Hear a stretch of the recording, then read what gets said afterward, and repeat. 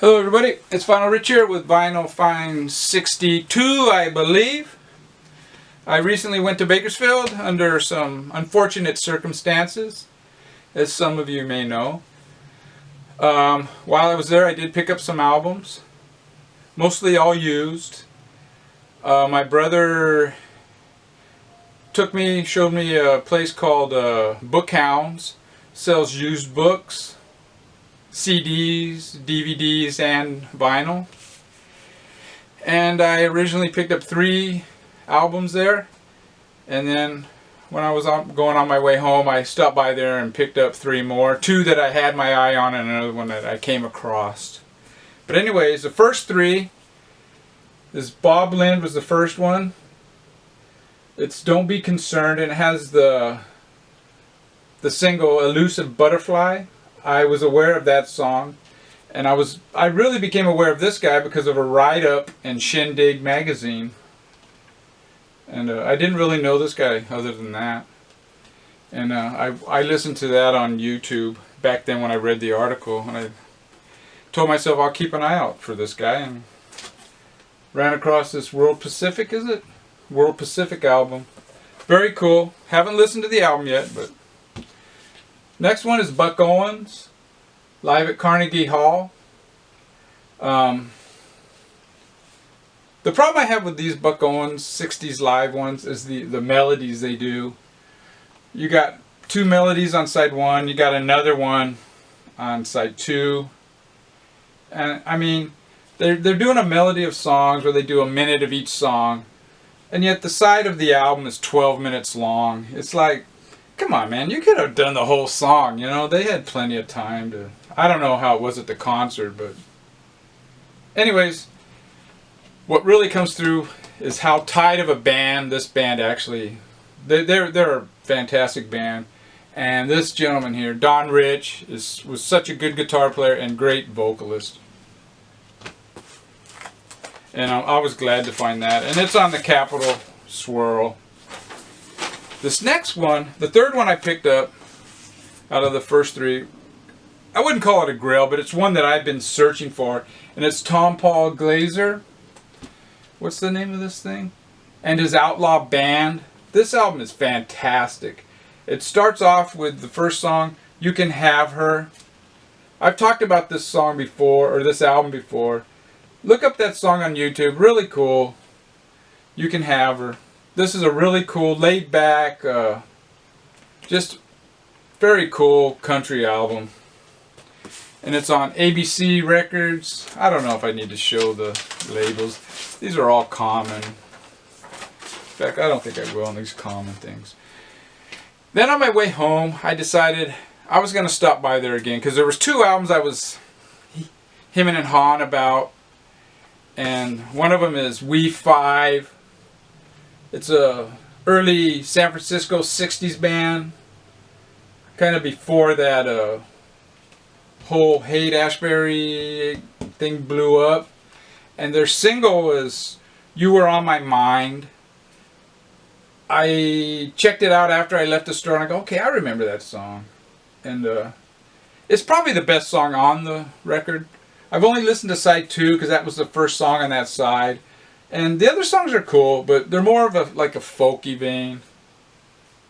Cool album though. I'm glad I went back and picked it up. And it's on A&M Records. And all of these were in really good shape. The thing with this store, you did have to look at the vinyl, because not all the vinyl was in good shape. And this next one here is Master Jack, 4 Jacks and a Jill. 4 Jacks and a Jill, I guess, is the name of the band. And the song Master Jack was a single. And I listened to that on YouTube after I left originally. And I go, okay, I remember that song too. So I decided, I went back and I picked this one up. This is a band from South Africa. And I like this album a lot. Really cool. Again, I've only listened to one side of these. I mean, I only got home yesterday. Very cool album though. I think I'm going to like this one a lot. And it's on RCA Victor. And then the second time when I went there, I did find one more record I wanted to get.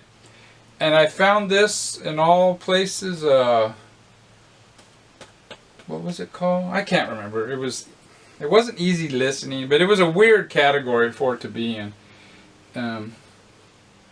Paul Revere and the Raiders, The Spirit of '67. I like Mark Lindsay and Paul Revere and the Raiders. I think they're a pretty cool band. Them and Dave Clark 5, they're kind of a overlooked band. Overlooked bands, and I don't know. I think I may have one other album by this band. And this was on Columbia 2i. Excellent shape. Have not listened to that one yet.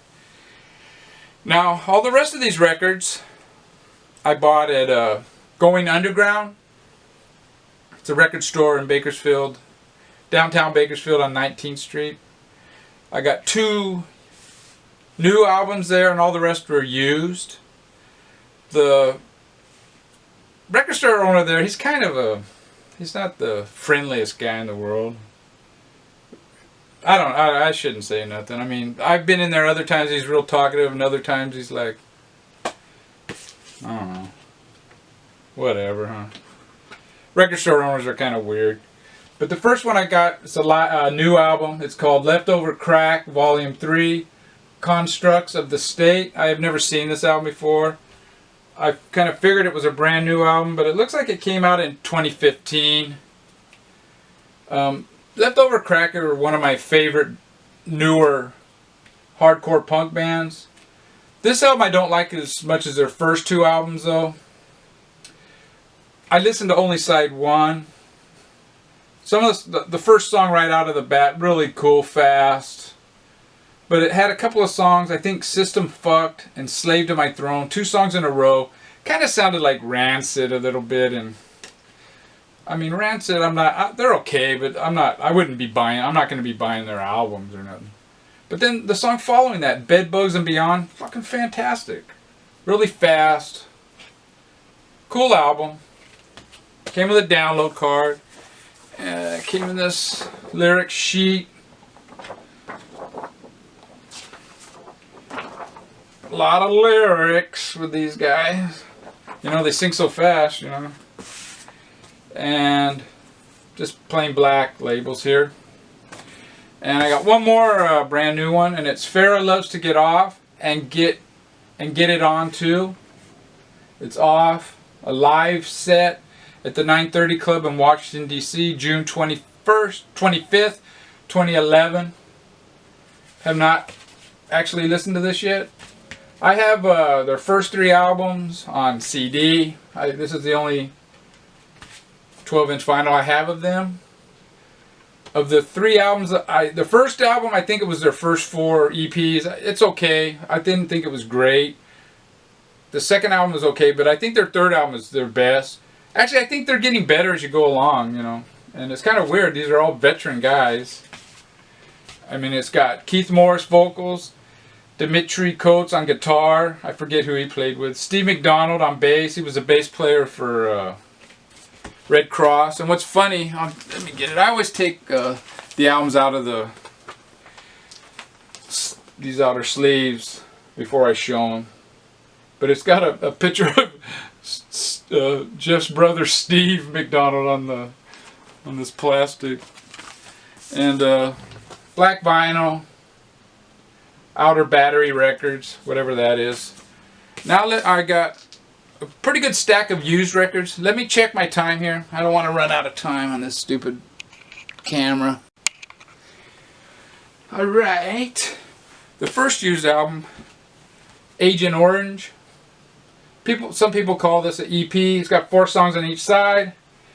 But the length of the sides of this are typical length of a country album from the 60s. So I call it an album. And it has their one of their most famous songs, early songs, Blood Stains, the 3rd song on side 2. But it's got Miserlou and pretty early punk, LA punk, mixed in with that surf that they used to do.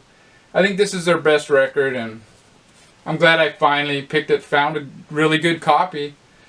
The album cover is maybe VG Plus, but the record is in excellent shape.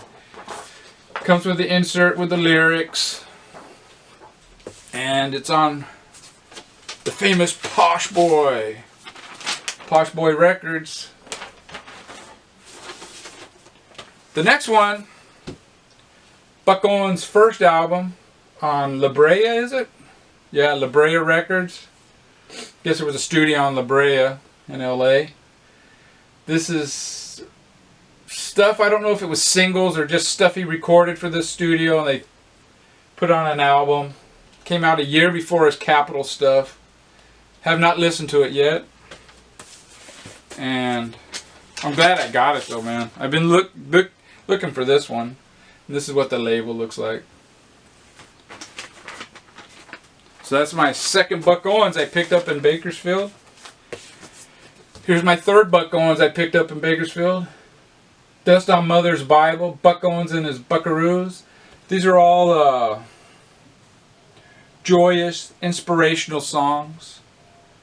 I believe most of these songs are written by Buck Owens, and they're done in the honky-tonk tradition. So you don't they don't sound like your typical gospel music at all. And this Capitol record came in this beautiful A&M sleeve, and it's on the Capitol Rainbow label. This album here is really cool, really good. I think that was my third Buck Owens. This is my fourth Buck Owens, and I didn't take it off.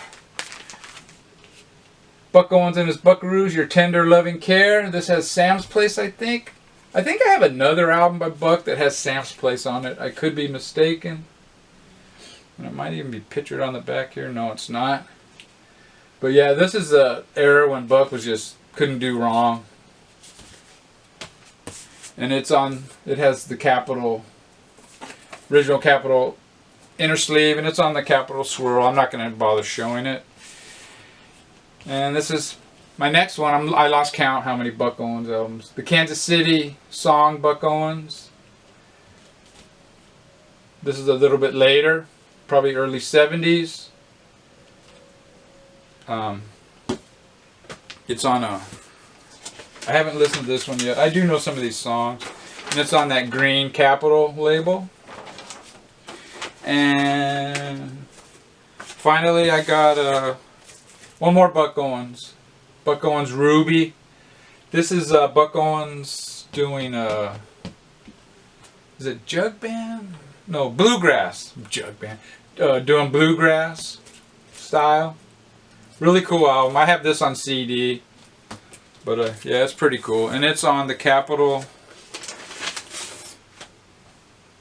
the red Capitol 70s label. Yeah, those last two are 70s albums.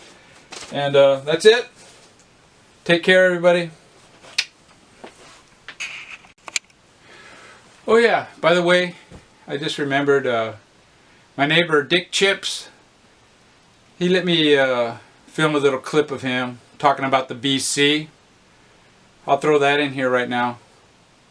Here's Dick Chips. This is Dick Chips. Father Richie is letting me speak on his VC channel.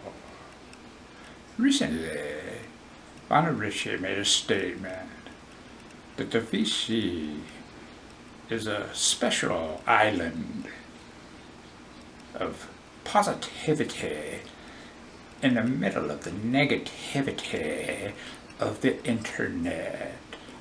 How special is that? Twiddly-do, twiddly-dee. I want to talk about the fake VC. I wanted to talk about the fake VC. The VC is not a game. It's not a game of vinyl tiddlywinks. It's not a game of vinyl hide and seek. It's not a game of vinyl tag. It's not a popularity contest. It's a competition. It's a competition of mine is bigger than yours. It's a competition of mine is better than yours. So don't be faked out by the fake VC. We need to build a wall And we need to make the VC great again. Now don't let me get started on this record store day nonsense. I thought I would cut that off a little bit, because once he starts talking about record store day, he could go on for a half hour. But yeah, I'll see if I can talk him into taping some more stuff. Anyways, take care, guys and gals.